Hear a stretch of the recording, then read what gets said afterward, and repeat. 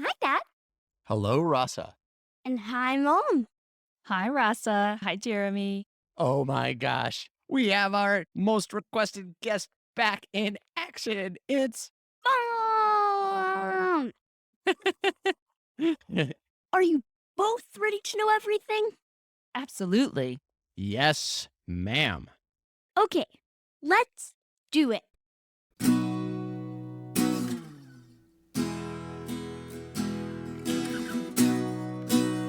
I brought Mom here with us today because she recently taught me to do something amazing and impressive: Ooh, what? how to solve a Rubik's Cube. Actually, that's a little tricky to do on a podcast, but we are going to share what we learned from the experience. What we learned is this: the impossible becomes possible if you just break it down. The Rubik's Cube seems over the top, just too many colors, literally too many moving parts. It seems impossible when you watch someone solve it. But all you have to do is learn 3 stages. And once you break it down into 3 parts, it's much more manageable to learn. What are the 3 parts called? Huey, Louie, and Dewey? No, they're called the top layer, the second layer, and the third layer. That's right. For the top layer, you just have to get one side to be the same color and have the corners in the correct places and get the centers matched up with the second layer centers. In the second layer, you get the middle, it's kind of like the middle of a sandwich. You get that part into place. And in the third layer is the final step. And it's the trickiest step because you've already got your first 2 layers in place. Don't want to mess those two up. I've already got my sandwich. Yeah, exactly. You've already got half your sandwich or more than half of your sandwich made. So you don't want to mess it up. But you have to mess it up a little bit to get the top to come out into the right matching colors as well. So that's where you really have to trust the process that if I do these steps, it will work and it will come out all matching, every side matching in the beautiful colors of the Rubik's Cube. So 3 layers, each of which has some number of steps. At some point in between, I've got a sandwich. It's sounding a little complicated. How many steps total are there, would you estimate? Well, it depends on the layer. You could count each of the layers as one big step that each have about 3 little steps within them. I'm starting to picture a staircase, and there's 9 steps total. And if I tried to go up or down it in just one leap, I'd probably break my ankle. But you guys are telling me go one part, one step at a time, and you'll be at the top or the bottom in no time. You'll have the gleaming perfect cube. Yes, that is what we're trying to teach. And the other thing that is really important is the perception that it can seem really hard. But when you just focus on one step at a time, then it's completely doable. So if you think about the staircase, if you're just looking at the stair in front of you, you know you can do that one stair. That's not a problem. But if you look at all the stairs, it can be overwhelming. Aha. I've experienced this in life with lots of things. For me, writing a book, for example, oh my gosh, how on earth am I going to write a whole book? But if I break it down chapter by chapter, page by page, paragraph by paragraph, you write a page a day, and in a year, you've got 365 pages. And I've had the same experience with fundraising, where we're trying to raise hundreds of thousands of dollars, and it seems daunting, but we do it one person, one grant, one connection at a time. I still don't know how to solve a Rubik's Cube, but I look forward to you teaching me. And in the meantime, when I run into trouble in other thorny aspects of life, maybe I'll see it as a cube instead of a step. A cube means a whole set of staircases inside of each other. And if I can find someone to help me or alone myself, break it down into one simple enough solvable step. You can do anything. Especially if Mom's there to help.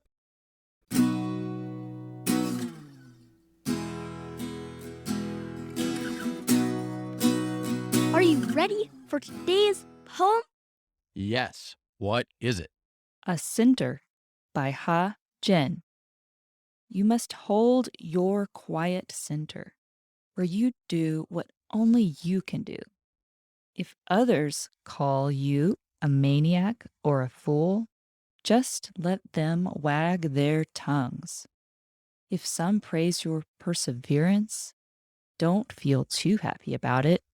Only solitude is a lasting friend. You must hold your distant center. Don't move even if earth and heaven quake. If others think you are insignificant, that's because you haven't held on long enough. As long as you stay put year after year, eventually you will find a world beginning to revolve around you. I love it.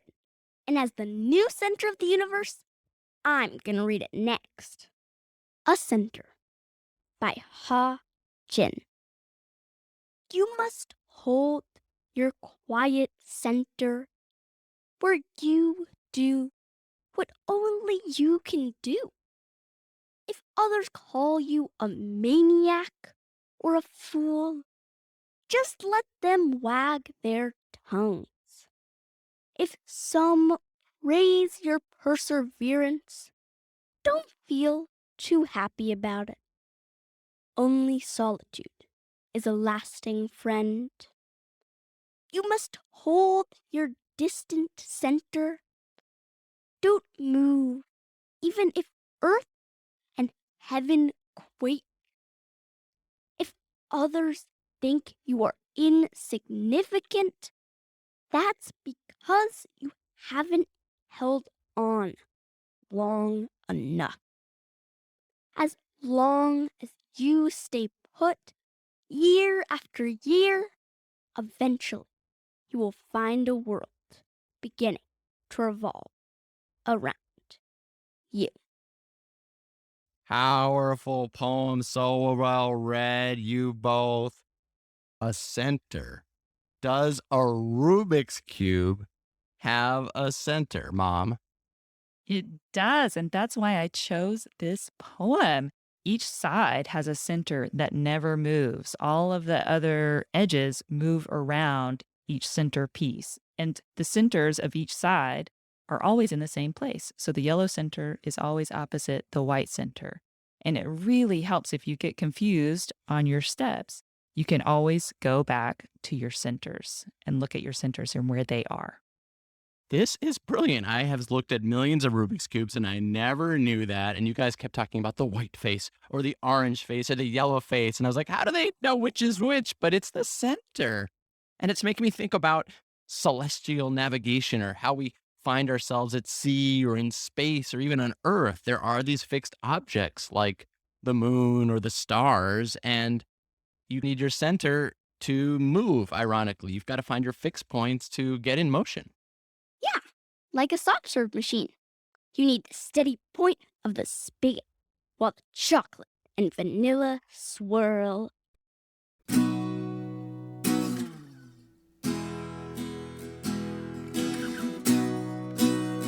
Last segment of the show. Mom, do you have a vexing question for me? Yes, I do. Sometimes when we go out to eat, we get spicy food. Dad loves it. You're okay with it, but it makes me miserable. So, my question for you is why does drinking milk help with spicy things more than water? Ooh, that's a great question. I'll look it up, eat some chili peppers, and get back to you soon.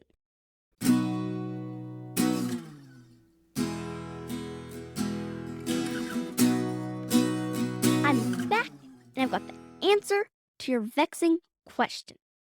Drinking milk after you just ate something spicy is effective because the main protein in milk, which is called casein, helps soothe the pain a lot of capsicum, which is what makes chili pepper so spicy, causes.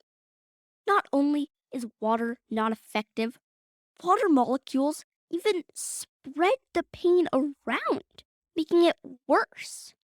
Another thing that works just as well is Kool-Aid. So if that's what you're craving, maybe eating something spicy is a good idea. Kool-Aid?